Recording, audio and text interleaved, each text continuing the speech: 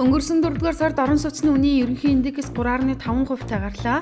Энэ нь өмнөх сараас 1%-аар бурсан үзүүлэлт боллоо. Харин оны их үетэй харьцуулахад 1.9%, өнгөрсөн оны мөн үетэй буюу 2015 оны 4-р сарын үр дүнтэй харьцуулахад 11.2%-аар буурчээ. Рио 2016 Олимпийн наадамд оролцох эрх авсан чөлөөт бүхийн тамирчин Сумьяг сэргээш хэрэгэлсэн хэмээн Олимпиад оролцох эрхийг нь төтгөлзүүлэх шийдвэрийг Дэлхийн бүхий нэгдсэн холбооноос гаргасан нь олонний анхаарлыг татаад байна.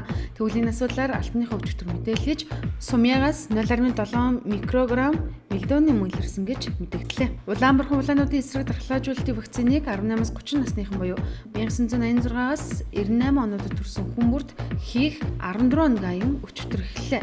Вакцин хариулсан залуус 3 хоногийн дотор усанд орох, даарах, тариалгсан 100 гарын булчингаа хөндөх асуудал анхааралтай байж шингийн эмсээ авахыг эмчнэр зөвлөж байна. Сүүлийн өдрүүдийн топ сэдв болсон офшор дансны талаар ерөнхийлөгч Элбэгдөрч захин муудастаа хувийн байр суурь илэрхийлжээ.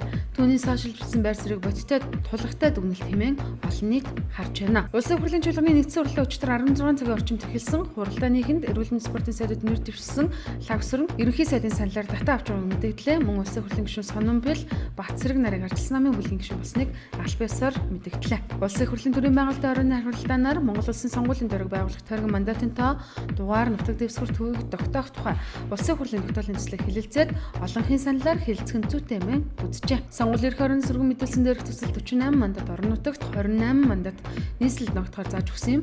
Ингэснээр говьалтай булган зэрэг аймагуд 1 мандаттай байхаар орж ирсэн бол хүн амын хувьд ойролцоо Хинтэй аймаг 3 мандат орж ирсэн нь улсын хурал дахь Монгол Ордын намын бүлгийн гишүүдийн эсэргүүцэлтэй тулж байна.